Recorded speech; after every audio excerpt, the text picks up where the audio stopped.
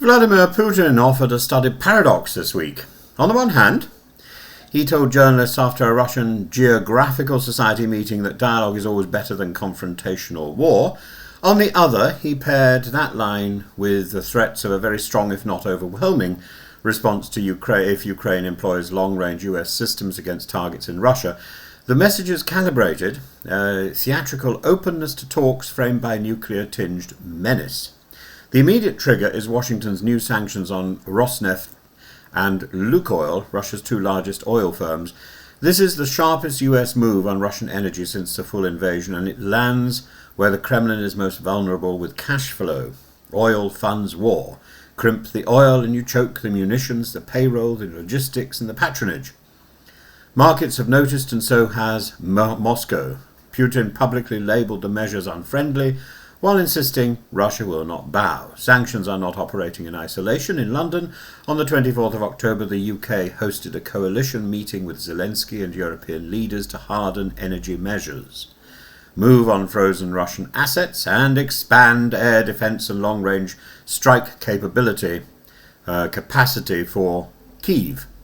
The political choreography here matters. It signals that US action on oil was not a one-off spasm, but part of an allied push to turn the financial screws while raising Ukraine's reach. Against that backdrop, the Kremlin rolled out an unmistakable counter-signal. Russia says it has completed crucial tests of the nuclear-powered Burevestnik cruise missile, claiming a 14,000-kilometre, 15-hour flight and near unlimited range. Whether every performance claim stands up to that is secondary to the intention. The point is theatrical deterrence and psychological pressure as sanctions bite. It also underlines Moscow's habit of talking dialogue while brandishing the most politically radioactive tools available. So, how should we read this warning? Mostly it's about time. Putin wants to slow the West's sanctions cascade, deter the transfer of longer-range missiles, and buy operational breathing space. Every reference to dialogue is yoked to a threat designed to make Western leaders hedge.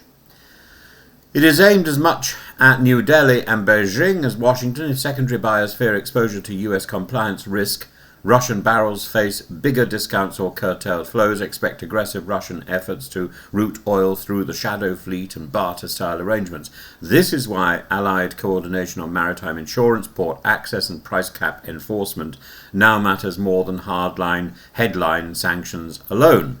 It's also domestic theatre. The Burevestnik segment is designed to reassure Russian elites that deterrence is intact and that prestige projects continue regardless of battlefield strains and fiscal squeeze. It's the spectacle of strategic invulnerability at a moment of economic vulnerability. Will the warning work? Well, on sanctions only if enforcement is patchy. If the US and Europe knit together on oil, on shipping, insurance and banking strictures with fewer loopholes, the revenue effect compounds over quarters, not days, and the Kremlin will bluster, but cash flow trumps bluster. On missiles, bluster threats have not stopped allies from inching up Ukraine's range over the last 2 years. The stated overwhelming response is intended to raise the political cost in Berlin, Paris and London of any further step, yet after mass strikes on Kyiv and Kharkiv, those threats may galvanise, not deter, support for deeper air defence and longer reach.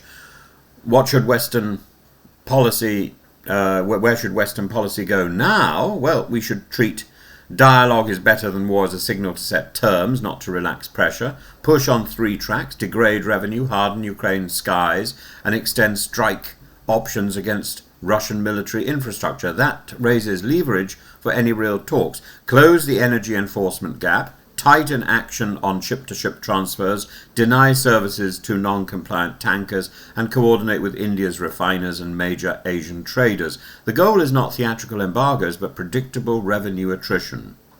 We should answer the nuclear theatre with steady deterrence messaging, not rhetorical escalation. We should acknowledge Burevestnik's claim, while while coolly noting that NATO's strategic posture is unchanged and that Russia's past testing history includes failures and hazards. Keep the focus on Russia's illegal war and the costs it incurs. Putin's sentence about dialogue is a soft-focused foreground. The real picture is the sanctions squeeze and a nuclear-flavoured attempt to intimidate his way out of it. Do not be distracted by the velvet phrasing. Don't be particularly distracted by the photographs, because the person in the picture doesn't look like Putin at all. Listen to the iron underneath and behind the pictures, and keep turning the screws until the only conversation worth having is about withdrawal and reparations.